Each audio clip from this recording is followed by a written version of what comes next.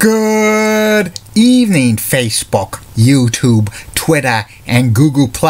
This is Rich again, back for your second and final video blog of the night for Wednesday, June 1st, 2016, around 8:16 in the evening in Billerica, Massachusetts. It's sun's going down. It was a nice day out today. Tomorrow, going to be in the 70s, but rain on Friday. Some news to report. WMFP 62.1 in Boston, which showed Cozy TV, is now showing religious programming owned by Jimmy Swaggart, who's famous for having sinned years and years ago, having an extramarital affair. Cozy TV now has a new home in Boston on 60.3 WNEU. That's eventually going to be on Comcast cable systems throughout Eastern New England in due time. And it's also Happy International Day of the Child. And that's about it on the news.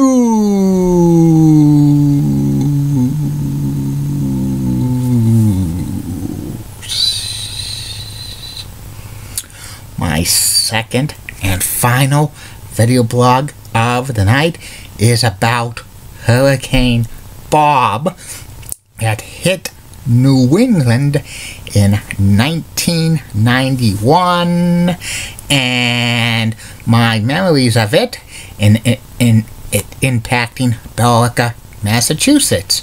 Hurricane Bob actually started as a tropical storm near the Bahamas in August 16th, 1991, and it was making a northwestward path through the outer banks of North Carolina, and it was directing a beeline there, but the Gulf Stream waters turned the course of Bob to New England, and it gathered strength. It eventually became a hurricane, and it set sights on New England, and it followed the same path of Hurricane Carol that hit New England in 1954.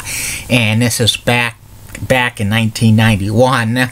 They weren't going crazy with the weather for these hurricanes for Boston television stations. I remember they were just having like newscasts like saying the hurricane could hit us and couldn't hit us like a few days before, but when it was going to hit us, it just came like the day before. All the news stations in Boston had reports that Hurricane Bob was gathering strength, and eventually it reached over 100 miles per hour, and it hit New England on Monday, August 19th, 1991. I remember that day. I didn't go into work that day because it was like the first job I had. Well, it was a volunteer job as a CIT at the Boys and Girls Club of Greater Billerica, so I didn't go because of the forecast being kind of stormy, heavy rain, wind, maybe tornadoes, and it started to rain very quickly on Monday morning. It was raining, and eventually the winds were picking up. All the Boston news stations didn't break in for like too much of like kind of wall-to-wall coverage of Hurricane Bob because I think that day was when like the Russian president at the time, Mikhail Gorbachev, got removed from power, so all of the like channel 4, 5, and 7 were breaking into news, showing their network news about that, like news story. But I think they didn't have New England cable news back then. Like Fox 25 didn't even have a news department, and they were showing some wall-to-wall coverage on WLVI TV's 56, where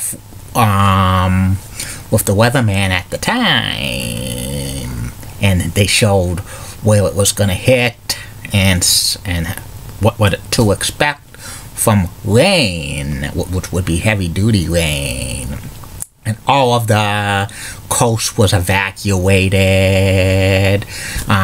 In Kennebunkport, Maine, where President George Bush, number 41, was staying, he had to evacuate his compound there via a motorcade. And, by afternoon, the winds were starting to pick up. The rain was coming down heavy and heavy and heavy. And I remember they were showing on BATV, Billerica Access Television. They go through Billerica during Hurricane Bob. And they were showing live coverage of it. There was some, guy filming it with, a video camera. It was going all of the Billerica road. Most of them were empty, and it was showing places, I think Nashua Road and Boston Road. I think they showed Max too, and it was everything was empty. But I heard boomers coming, heavy boomers, heavy thunder showers. And I was watching television approximately 4:45 in the afternoon.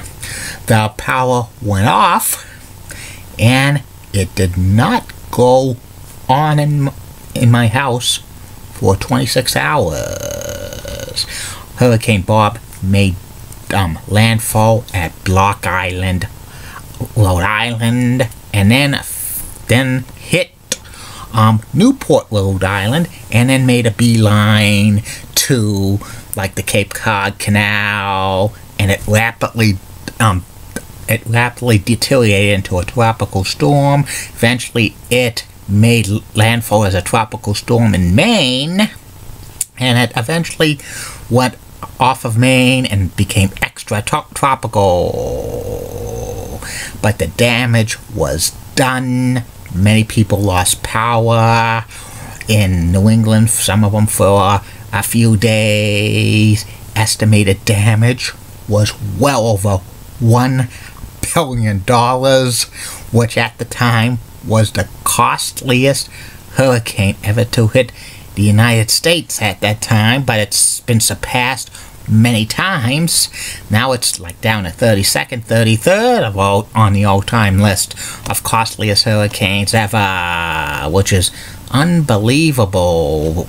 And Hurricane Bob was, we had 17 fatalities on it, and it was retired as a hurricane name at the end of 1991 because of it being devastated.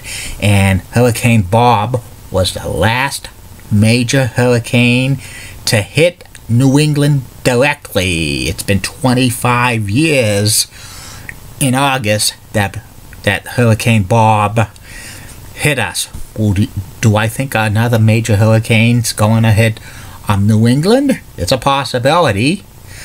But we'll wait and see this summer, because usually storms that come up this way are remnants of hurricanes or tropical storms, because they first hit landfall somewhere in the United States, or somewhat of it's a weak tropical storm or hurricane. Usually they need to have the jet stream be very good for a hurricane to come up the New England coast.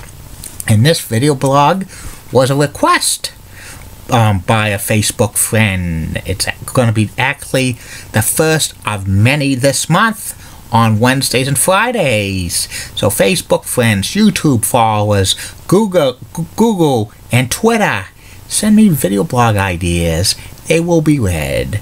And tomorrow, 4 more video blogs coming your way. First video blog will be about the top 10 subjects that ESPN 3430 should do in the near future. Second video blog will be about the preview of the NBA Finals. I'll probably do that back to back in the morning. Third video blog will be the 18th and final edition of Starcade WCW pay-per-view from Washington, D.C. And the fourth and final video blog of the night will be the personality profile. Tomorrow's personality profile will be about Baseball Hall of Fame pitcher Bert Blyleven.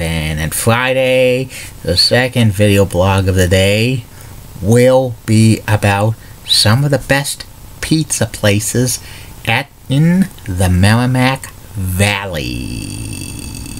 Keep calm, everybody. And I'm a Julie Brennan guy. Molly Rose Blood of WCCO rocks and has nice legs. Elizabeth Hutt, so stunning, she's the best. Amy Swenzy rocks. And Linda Church of WPIX Channel 11, such a cougar. And in the words of Dr. Thomas Sharkey, this action will not be tolerated at BMHS. Good night, everybody, and sweet dreams.